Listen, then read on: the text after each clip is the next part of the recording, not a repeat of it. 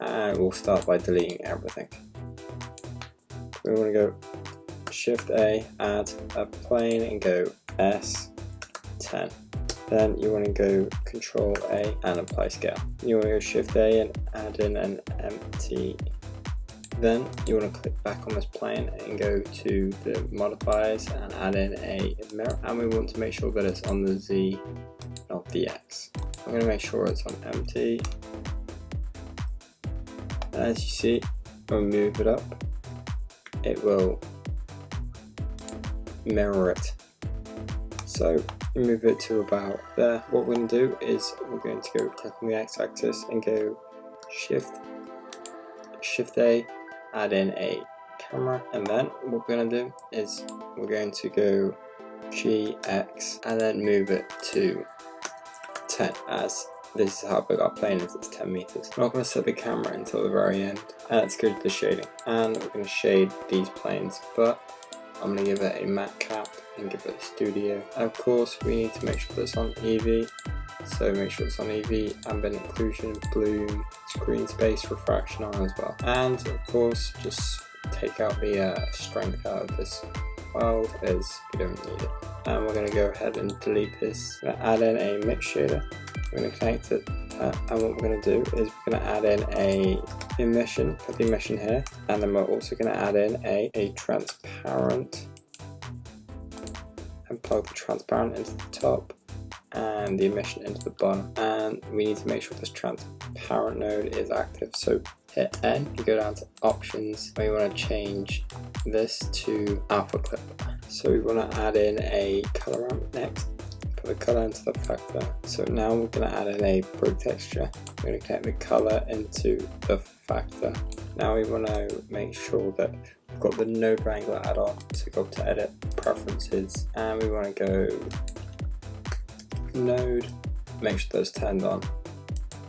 Once you've got it turned on, go Control T and connect the object to the vector. Like so. So now let's play around with these settings here. Let's give it a scale of 15 and let's bring up this multi-size. And let's bring the smoothness down. So also I want to bring these down a lot closer, and we're going to move this. So what we're going to do is add in a porno and drop it on here. And we want to add in a mix RGB, drop it here, connect the object to color 2, and now as we move it up, completely bypasses this foreign eye, and if we move it down, it goes all the way through this foreign eye. So now we want to change this from 3D to 4D, probably give it a Manhattan, and you can just play around with these. And what we're going to do is we're going to bring the squash up,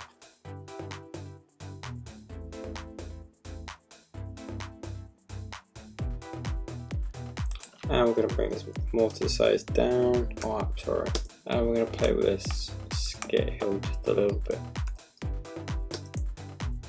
Now we're going to add in some colors, so go Shift A, a color ramp. I'm going to put it there.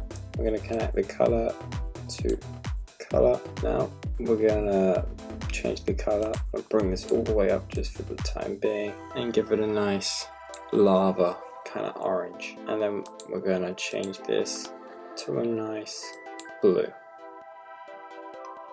Then we're going to connect the color to the factor. We're going to change this to a constant. We just got to bring this in.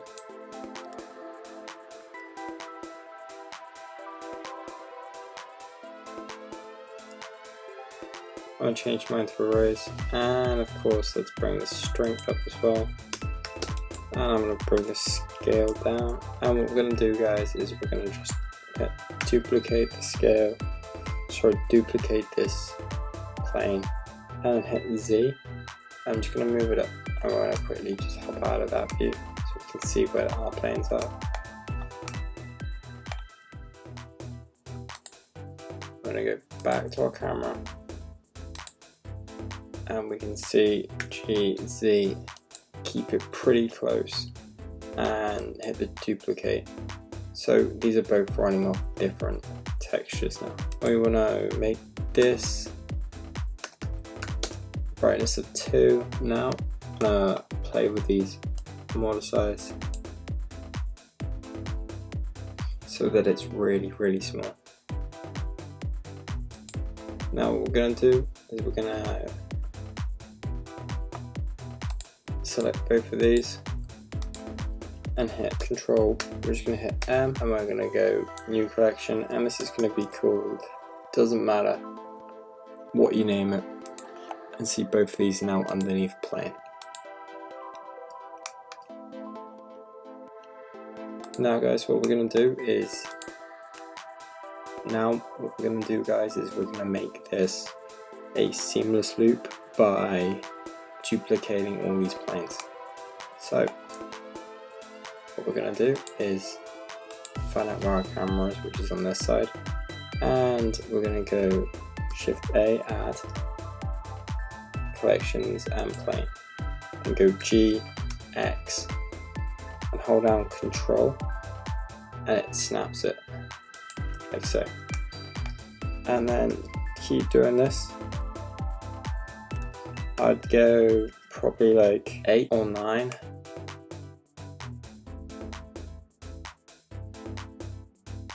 Just so you know it's really in the distance.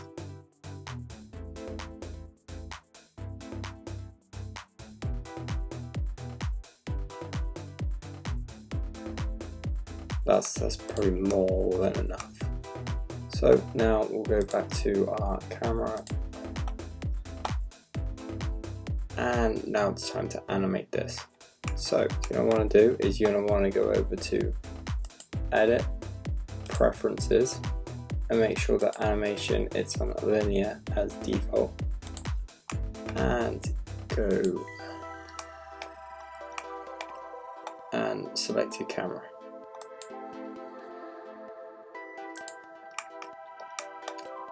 And just go to the wireframe so you can see what's happening. And here you want to insert a keyframe. I had to insert a keyframe on the rotation. Then you want to move it to 120, which will be 5 seconds in the in an animation. We want to set this to 120, and then we want to set this to -10, insert a keyframe, and change this to 360 and insert a keyframe. Now when we play it, the camera spins and goes along. And if we go from the viewing camera aspect,